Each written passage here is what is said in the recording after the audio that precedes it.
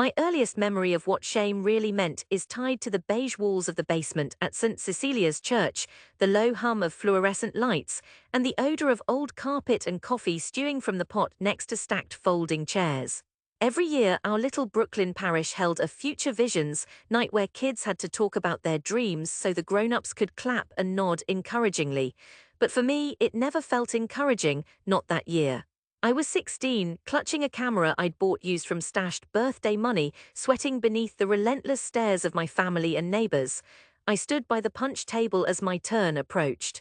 My cousin Nate, already accepted into Fordham for business, grinned across the room, his arms slung around his girlfriend Vanessa.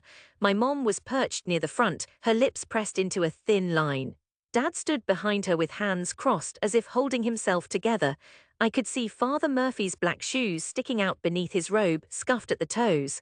It was Mrs. Cavallo who called my name, her voice high like always, projecting over the shuffles and snickers. Next up, let's hear from our very own Daniel Morales. Daniel's always seeing things differently. Her tone wasn't unkind, just the sort of folksy sing-song you'd use with a dog. I stepped forward, stroking the strap of my camera the way some people finger a cross. Light glinted off the lenses. I cleared my throat and said what I'd practiced 100 times in my room. I want to be a photographer. I swear at first there was just silence, not even the scrape of a chair leg or someone shifting weight. Then, as if on cue, the giggles started, first from the younger kids, then the older boys sitting in the back pew, familiar faces from block parties and Sunday ball games. The adults didn't laugh, their looks were worse, slight smiles, shakes of the head, hard gazes that questioned how seriously to take me. Dad coughed, loud enough that it could either be a prompt to continue or a signal for me to stop. I pressed on. I want to tell stories through pictures, I want to travel and maybe bring what I learned back home. Someone said, "So you want to be a paparazzi?" From the crowd, Maury laughter. Nate called out, "Hey man, get a real job." His voice was all warmth and bro banter, but behind it was a jeer and everyone heard it. I felt hot under my collar, like my skin was a costume I wanted to shed. I tried to smile, gripping my camera until my palms were damp. There's more to it than that. A single photo can change how people see the world. I want to do that. It sounded grandiose, maybe even to me. The audience shifted again, restless. Mrs. Cavallo offered a small clap, hurting more than the laughter. Mom looked away. Even my little sister Lisa, just 13, refused to meet my eyes. Father Murphy spoke. "Thank you for sharing, Daniel. May God bless your ambitions wherever they may lead." It came out careful, diplomatic, something to end the moment, but the damage was done. I shuffled off stage, ducking behind the pillar, heart pounding in the cradle of my ribs. As the next kid, a junior already prepping for the NYPD, spoke, I cradled my camera tighter. My dream sat heavier than ever in my chest, wounded but alive. The shunning afterwards was subtler but more cutting than any direct attack. Mom was silent most of the walk home, her shoes thudding louder than our words. When we reached our stoop, she finally spoke. "You trying to embarrass your father and me?" she asked, not unkind, just tired. "I'm not, I just want to do something different," I said. She shook her head. "Brooklyn kids don't become famous artists. Pay the bills first, Danny, that's real life." Dad just scowled. The next week he took away the extension cord for my darkroom, the bathroom actually, and gave me extra hours at his bodega. "A living's a living, Hijo," he growled, as if dreaming had given him indigestion. I kept shooting anyway, stealing shots of the city when I could, late nights with a borrowed manual and trial and error chemicals, trying to learn the craft by instinct. I'd photograph subway sleepers, storefront preachers, couples fighting under street lamps. Nobody noticed those moments but me, but they mattered. They were proof that something inside me could see beauty where most folks saw only mess. Lisa got it, sort of. She snuck me old National Geographic issues and leftovers from her allowance to buy film. "Don't let them crush you," she said, brushing cat hair off my jacket. "You're meant for more." But mostly I felt alone, the weight of ridicule pressed down day after day. Friends drifted away, chasing college or trades. The only thing to do was keep hustling at the bodega at school behind the lens. At night, I'd stare at the city from my window, hopeful and broken all at once. When I finished high school, I told my parents I was moving out, taking a warehouse job in Chelsea and sleeping on a friend's couch. I needed the city to breathe, wide and close, overwhelming but alive. They tried to talk me out of it, but I left anyway, carrying 2 garbage bags of clothes and my precious camera. The city was beautiful and brutal. Days blurred into nights behind a wall of boxes and loading docks. I snapped pictures whenever I could, stevedores unloading fish at dawn, the crisp exhaustion of Wall Street in the rain, lovers pressed against graffiti-tagged alleys. I applied to art schools, got rejected twice, I still have the letters tattered and yellowed. I interned at a photo lab for free, then chased freelance gigs, headshots for struggling actors, Sweet 16 parties in Queens, bar mitzvahs, school dances. None of it paid enough to break even, but every assignment was a step, another shot to get it right. Nights I'd ride the elevated trains and photograph my city, harried mothers, tired nurses, dancers in Harlem clubs, the dying light between glass and brick. Sometimes I'd sleep on the train, clutching my camera to my chest so nobody would steal it. One morning after a rain, I wandered into Central Park and caught an old man feeding pigeons, haloed in golden light. It was the first time one of my photos made a stranger stop and stare. I sold it to a local magazine for $50, not much, but it felt like a crown. I started shooting protests and marches. My photos caught police kettling students, hope bright in brown eyes, fury in clenched fists. I sent everything I shot to newspapers and blogs, mostly ignored, sometimes published with no credit. More than once I thought about giving up, going back to nights at the bodega, humbler but stable.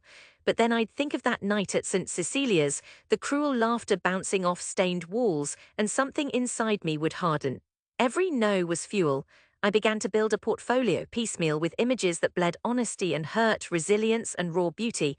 It took nearly a decade, 10 years of hustling, of sleeping on floors and eating dollar pizza, of moments where I almost believed what my family said, that dreams were for fools. But then one day the world changed. It was the spring I turned 26. A protest had flared up in Harlem after a wrongful arrest.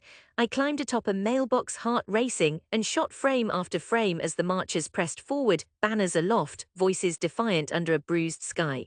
I caught a moment, a young woman, tear-streaked but triumphant, lifting her fist against the phalanx of riot police. I uploaded it that night, not expecting anything, but by morning my inbox was an electric storm. That photo was plastered across the front page of major newspapers, my name bold-faced beneath it. A week later, National Geographic emailed me for a feature. A month after that, 2 galleries called about exhibitions. It was dizzying, unreal. Dad texted for the first time in months, "Saw your photo," Mom cried. I wish I could say fame brought joy, but truthfully it brought exhaustion too. The relentless grind, the pressure not to squander a shot I'd bled for, but most of all it brought the realization that, after all this time, my story was more than just a punchline whispered in a church basement. I traveled for assignments, war zones, storm-wrecked coasts, refugee camps across the world. Each time I captured moments that hurt and healed, that made people notice. Money came at last, enough to move out of the drafty Chelsea apartment, buy Mom a new fridge, help Lisa with college. Dad started telling everyone at St. Cecilia's about his son the artist, as if my victories rewrote our history. But the past lingered, a residue you couldn't scrub out. I'd dream of the basement, Mrs. Cavallo's brittle smile, Nate's heckle echoing through the years. Success didn't erase the sting of those old wounds. 3 years passed, I was 30 now, lines creasing my face, hair shortened at the sides but wild on top. My hands felt older than the rest of me, calloused from gear, weather, worry. One day just before Christmas I got an email from Mrs. Cavallo. "Daniel, we'd love for you to come home and show your work. St. Cecilia's is hosting a community art night. Will you join us?" For a week I wrestled with it. Go back and face the ghosts or let the past lie quietly. In the end, courage won out, as it does when you've spent your life being doubted. I printed my favorites. The Harlem protest, an Afghan child gripping a tattered soccer ball, a flooded street in Puerto Rico, Lisa at her high school graduation, all eyes alight with something fierce. I rented a van and drove home, the city looming behind me like a shadow. Arriving outside St. Cecilia's, I felt my gut clench like the night I'd first confessed my dream. The church was unchanged. Brick and stone stained by weather, a small patch of grass defying winter at the curb. People were filtering in, bundled up, faces older but familiar. Inside, the basement looked exactly as I remembered. Beige walls, battered folding chairs, stale scent of dust and coffee. Strangers at first, until faces resolved into family, Nate thicker now, hair thinning, but the same bravado lurking at the edges. Vanessa married to him, 2 kids in tow, wearing the same tolerant smile. Mrs. Cavallo was smaller, stooped but cheerful. Father Murphy, older, face sunken, eyes wise. My family was front row. Mom already crying, Dad beaming behind glasses he never used to wear.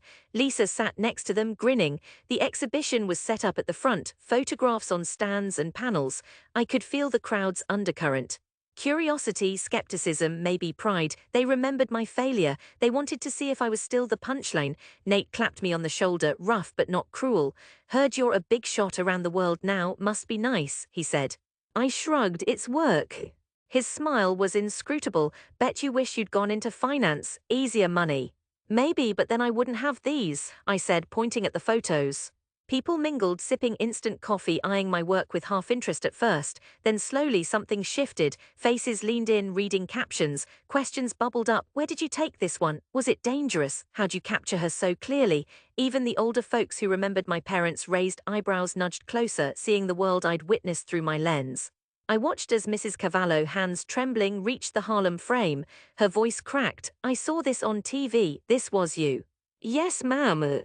She touched the glass gently as if blessing it. I never knew. This is important, Daniel.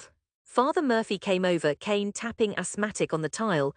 You've seen suffering most of us can't imagine, brought it back to us so we might understand. We are proud, he said, genuine, no hedging. Later, the church announced a slideshow. They hauled out an old projector, dusty and temperamental, and cast my images on the wall above the altar, my altar for that night. I stood quietly at the side as faces, distant, hopeful, lost, loving, flashed above us. It was when the image of the protesting girl filled the wall, fist up, light catching every tear and strand of hair, that the room fell utterly silent.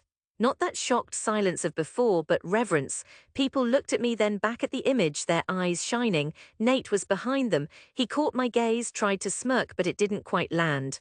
You really did it, huh? He said, quieter. Somebody had to, I told him. A round of applause built, not perfunctory this time. Mom came over, pressed her hand to my cheek.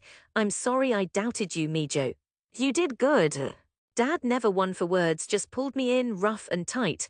Lisa squeezed my arm, face split by pride. In that moment, shame fell away like water off my back. I saw what it meant to return not as the boy they doubted, but as the man who'd proved them wrong. My pictures lit up the room, but more than that, my stubbornness, my courage, lit up something in them. That dreams could bear fruit even in hard earth. When the evening ended, children approached, asking to hold my camera to see through the lens. I lowered it to their heights, watched them line up their friends, laughter echoing where there had once been jeers. As I packed my gear, Nate came over once more, a bit sheepish. Hey Danny, my boy wants to get into photography. He says you're his hero. Any chance you could teach him sometime? I grinned, surprised by my own tenderness for him. Anytime. Outside, the winter air was sharp and alive. I watched my breath rise, mingling with the steam off the subway vents. St. Cecilia's glowed behind me, brighter somehow than when I was young. I had come home. Not to triumph or to show off, but to offer what I'd carried. My shame, my courage, my story. In the end, they took it from me, held it up, and saw the world anew. And for the first time, laughter rang out that healed instead of hurt.